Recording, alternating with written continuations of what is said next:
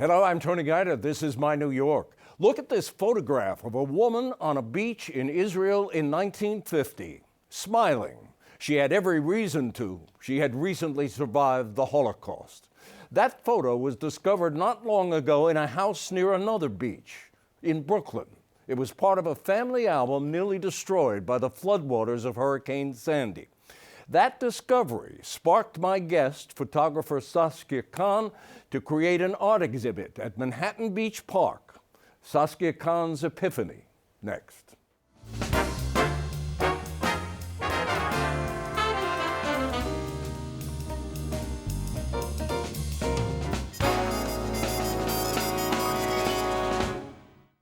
Saskia Khan, it is a delight to have you here. Welcome. Thank you so much for having me. Let's start by looking at two photos from that family album that was nearly destroyed in the waters of Hurricane Sandy. One we already showed, and we can show it again, is a woman on a beach in Israel. And that woman is?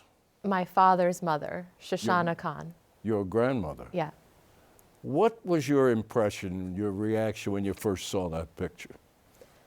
Well, first I was surprised that there was another album that I didn't know about that was so precious, given that it was from 1950. Yeah. And just barely hanging on by a thread because it had gone through the flooding of our basement, and I could just make out the pictures, what was going on inside of them. Mm-hmm. And I had been making work in Manhattan Beach already, taking photographs. And when I saw my grandmother on a beach smiling, something about seeing her so happy, knowing her story of loss, I felt a deeper connection to the project I was already working on, the portraits in Manhattan Beach, thinking, you know what, the beach is an important place. It's not just a place of leisure and, you know. A theme for you, for her. She grew up beside the water in Latvia, I think you told me. Right. And we have a picture of her as a young girl. This is before the war, this picture. And she's on the harbor describe that picture. Yes. So I discovered this picture because at the end of her Shoah testimony, you know, which Steven Spielberg put together all these testimonies of Holocaust survivors. So she's giving 3.5 hours of her story, and then the interviewer asks her to go through her photos that she had of before the Nazis occupied Latvia. And the interviewer is asking her to essentially verify that it's a real story, so that it could be an undeniable testimony. And so it's a very dry a task that she's being asked to do, which is describe the people in the picture, tell us who they are, and tell us where this was taken. But instead of just giving a very simple response, my grandmother is taken back to that very day, and it's a very powerful moment because you see the power of a photograph to transport the day someone. of that photograph, yeah. The day of that photograph, where she's sitting along a harbor in Libau, Latvia, with her aunt, and she says, "Oh, I could smell the water when I look at this picture." Exactly.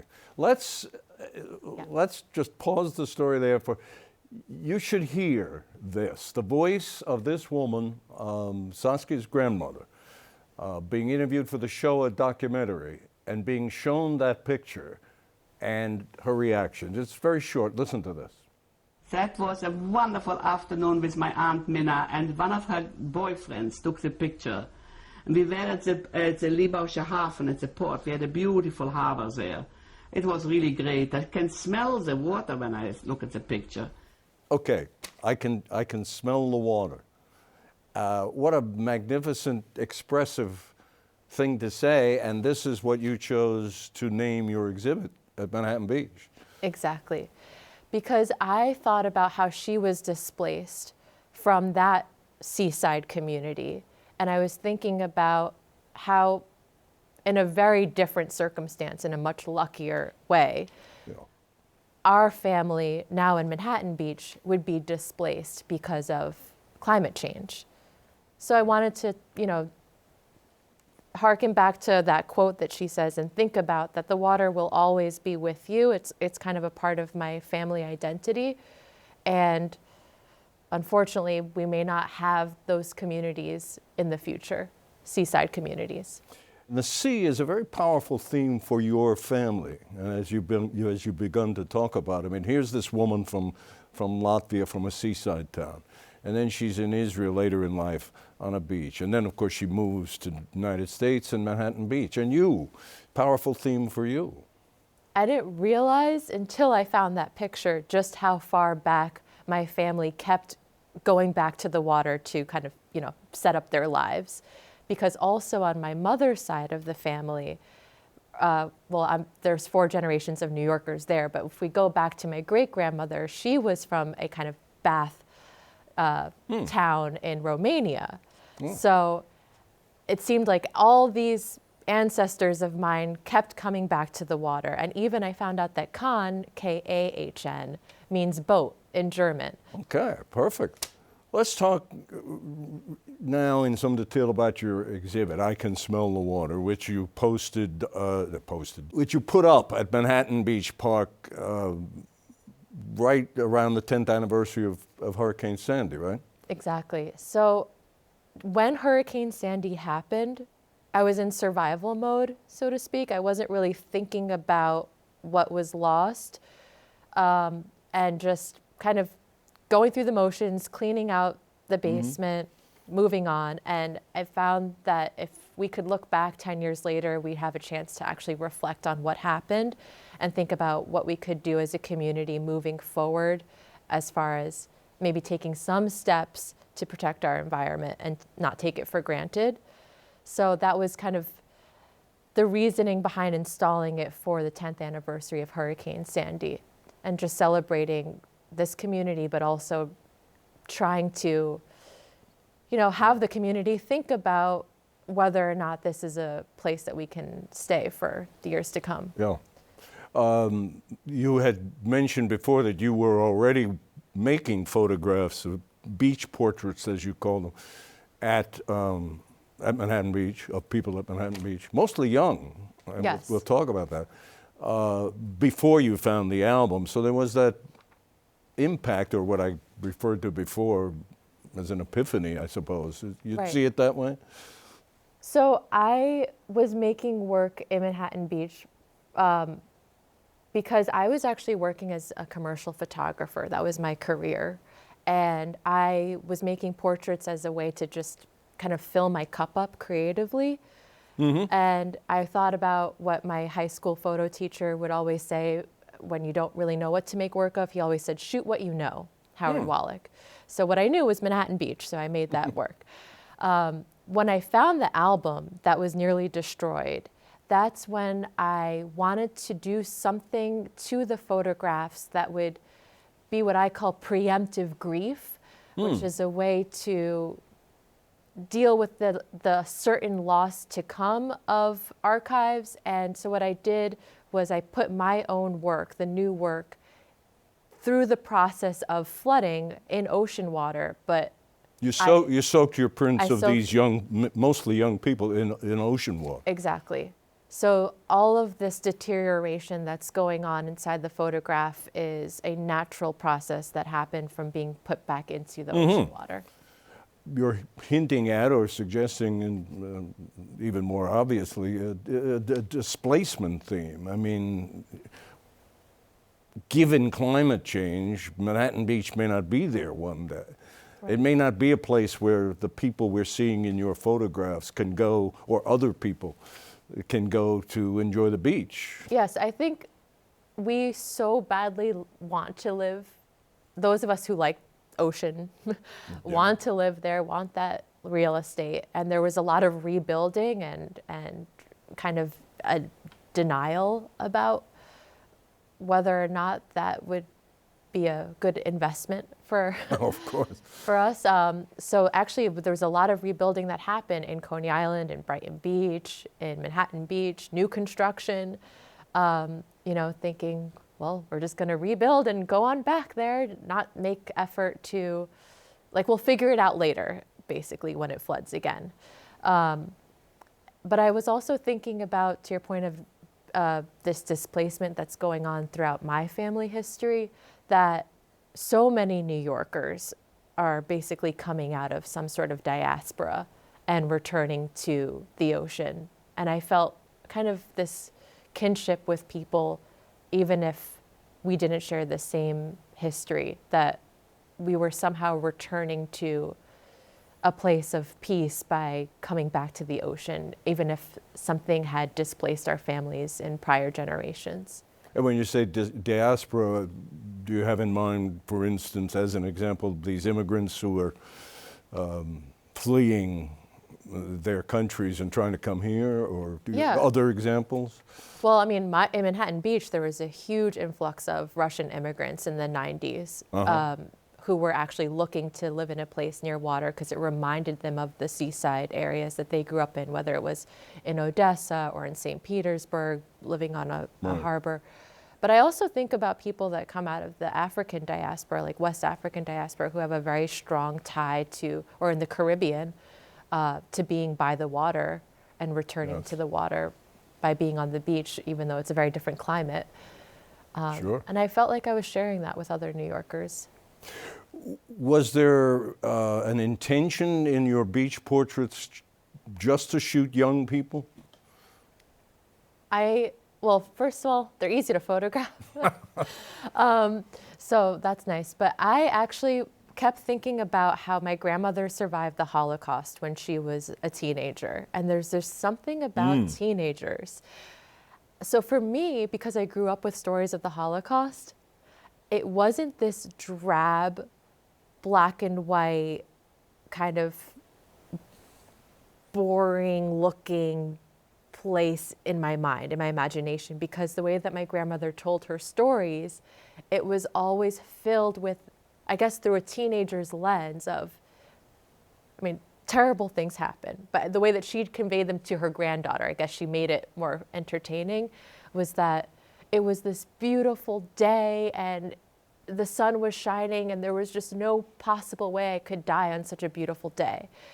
That just fascinates me. I mean, that a woman, anybody who went through what she went through, could talk about it in such a positive, put such a positive light on it. I mean, you're obviously not going to sit and tell your granddaughter horror stories of the ovens and everything else. Exactly. But on the other hand, to be able to have, she must have been a very strong character. Very, definitely. And she loved movies. Like Mickey Rooney was this person that she had a crush on. And if you think about like Viktor Frankl's Man's Search for Meaning, you know, there is this suspension of disbelief that has to happen for you to survive. And I think she lived in that place. And of course, not all survivors, some survivors never shared their story, but it was something that was a part of every visit when I was with her. And so when I looked at these teenagers in Manhattan Beach, I saw that resilience. It started with a blonde girl, actually, who kind of looked like my grandmother when she was that age, the very first portrait I took. And I just looked into their eyes and I saw that little bit of hope about what they are going to face and that maybe it's going to turn out okay in the end, where they can tell their stories. So I Can Smell the Water, Saskia's exhibit on the beach, right outside the beach of Manhattan Beach. All these photographs, I don't know if you can get out there and see it, but eventually it will be displaced essentially by the weather. I felt that was fitting for the work, so I took of course.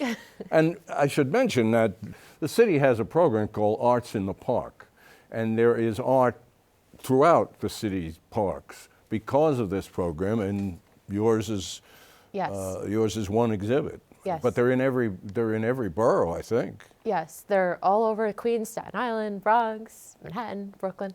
But it was great to work with them, and I suggest that more artists reach out to the city of New York to put those exhibits together, because that's how it happened. I reached out to them and they worked with me. It was a pretty long process, but very happy. It was funny because Manhattan Beach isn't really a place that many New Yorkers go. If they're going to make your way down to the water, people usually go to Coney Island. Sure. But it was important to me to make it site specific, put it in Manhattan Beach, a place where there's not a lot of art. And because if I was a young person, when I was in Manhattan Beach, if I just saw somebody with an interesting looking outfit, I was like, oh, thank God, there's somebody here like me. So it was important that I put the work back into this community, which doesn't really have much going on as far as visual art. Yeah. What kind of reactions have you gotten from people who've told you they saw it and described their feelings about it? What have you heard? I was moved to see somebody, the designer of the project's mother, Olga, she was moved to tears when she saw the project because she also had family in Ukraine who were living by the water. So I think there's a big Ukrainian and Russian population in that area. And again, they come out of areas in their home countries that were near water. So I think it resonates for them. But I've also had, mixed reviews, I guess, because people they're not quite used to celebrating art in that community necessarily and didn't really understand what it was and what was going on. So it was fun to actually have those conversations and with people who wouldn't typically go out of their way to go to a gallery. You've talked all about it, and perhaps you've already answered this question, but let me ask it specifically. What do you hope people who see this take away from it? I hope that particularly that culture in South Brooklyn will think about how precious these neighborhoods are. I mean, from Bensonhurst to Canarsie, Manhattan Beach, Brighton Beach, all of these places that are right up against the shoreline. Consider actions that they could take as a community to slow down climate change. Yeah. You mentioned earlier that Manhattan Beach has changed a lot in the building, and that, a lot of Russian immigrants have moved in there, which of course is not surprising given Brighton Beach is right next door. And I guess Jews, it was always a Jewish, well, not always a Jewish enclave, but it's still part of the rich tradition of Manhattan Beach, or not as much? I mean, I'm certain there's like plenty of Jewish families in Manhattan Beach and in Brighton Beach. I'm not really a practicing Jew, but so it's hard for me to tell exactly. I mean, there's a synagogue in the neighborhood, but I do have to say this day and age, I can't help but think about maybe the work being a target for graffiti or anti-Semitism, just because that's the times that we're living in. So it doesn't, I never feel like a full, complete sense of safety. Interesting thought. It reminds me, there's a footnote here, and I don't want to waste Saskia's time and yours, but the footnote is that Manhattan Beach was a famous and an upscale resort. It was developed as that in the last quarter of the 19th century by a man named, what's his name? I forgot. Corbin, by a man named Corbin, who was an anti-Semite and who barred Jews from the resort he developed. But anyway, let's go on to what you're doing. I love the advice from your art teacher or your Howard Wallach. Shoot what you know, which is the same advice they give to writers, which is write what you know. When writer's block, write what you know. So you now live in Baltimore, and you're doing projects down there, and there's something called Skate Park Baltimore. Tell us about that. So I went to Baltimore. I attended a MFA program there, and this was in the height of the pandemic. So my sister-in-law had been seeing my beach portraits. There's a lot of young people, and she said, "You know what? I think you're going to like this skate park," thinking, there's a lot of young people there. What I happened to find was this really rich, inclusive community, particularly for queer identifying skaters. And when we say skate, we're talking about skateboarding, roller skating, and BMX bikes. Oh, and scooters. Those Okay. are like the wheels that are, You have to educate me because yeah. I think of skating. It's roller skating or something. Yeah, but roller skating too. But this was a project where I actually met people for multiple occasions instead of like these one-off scenarios where I meet and I got to know about this really beautiful queer skate community that was started by young people to make the park more inclusive.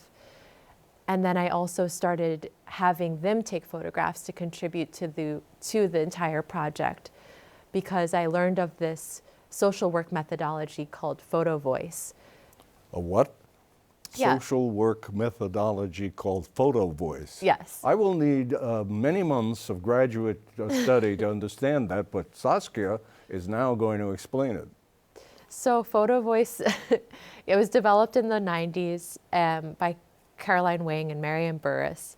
Basically, they wanted to get qualitative data from different groups that were going through whatever issue it may be. They're trying to understand what it's like to be a cancer patient. They're trying to understand what it's like to be a veteran. And the way that they would understand their point of view is give people cameras, have them photograph their lives, and see what the pictures tell you, see what kind of conversations come out of photographs. I see.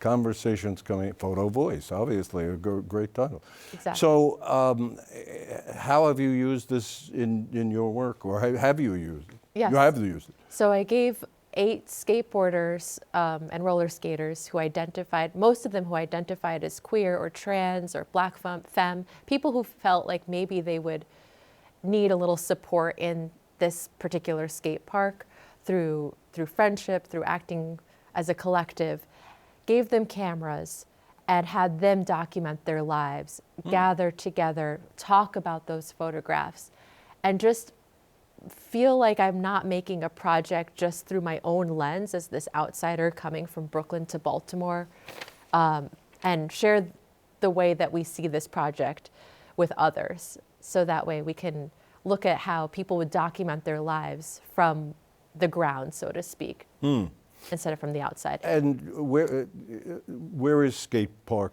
Baltimore? Is it an exhibit Yeah. down there, or have you posted it online, or? So yeah, it's not a public exhibit, meaning it's not set up to hang outside, but right now it is on view at the Park School of Baltimore in one of their galleries. It was inside another gallery a few months ago, affiliated with Be More Art magazine. So I guess it's a set of photographs that could tour potentially. When did you become interested in photography? Well, I was always around cameras. My dad was like an AV teacher in Mineola, Long Island. So like take your daughter to a work day, we'd go see like the school studio, something like this. Well, not as nice as this, but. And then I had the opportunity to like major as a media major in middle school, so 6th grade. I was 11, and that's when I started learning darkroom. And then I ended up at Lincoln High School, the place where I met that teacher who said, shoot what you know. And I spent all my days in the darkroom. I wasn't a very good student otherwise, but it had the best photo program in the nation. So I ended Really? up in a good place Really? for photography. No.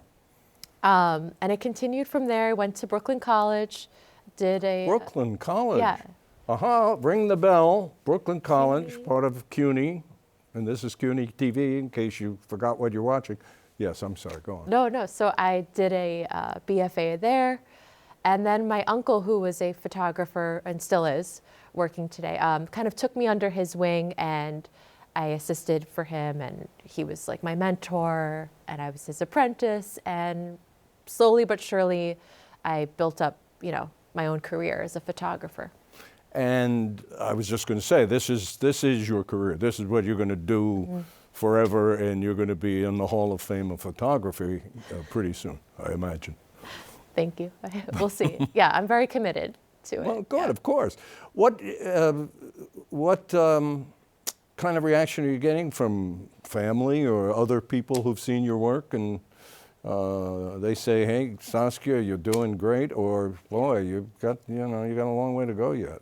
How's it? It's funny. So I come from this kind of family of freelancers, so I didn't really know anything else like that I could do, and so it's been very supportive. Obviously, my mom's my biggest fan, so that's been nice. But it's funny. My grandfather Ed Sorel, who you've had on the show. Talk about coming from a family of freelancers and people who are artists, as Saskia is. In case you missed that, her grandfather is Ed Sorel. And if you don't know Ed Sorel, shame on you. And you can go back and look at my program, this program online, and you can find a couple of interviews I've done with Ed Sorel. But let's go on with granddaughter Saskia. What are you working on now? Oh, I'm sorry. Finish the thought. Oh, no, just going to say that I remember there came a point when I was thinking I should give up on art. I should get a job with a pension or, something sensible. And I just remember him saying, "You don't want to be an artist? How could that be?" And, I think it's all about longevity. So that's what I'm just going to keep doing it until. And what's your next project or something you're working on now?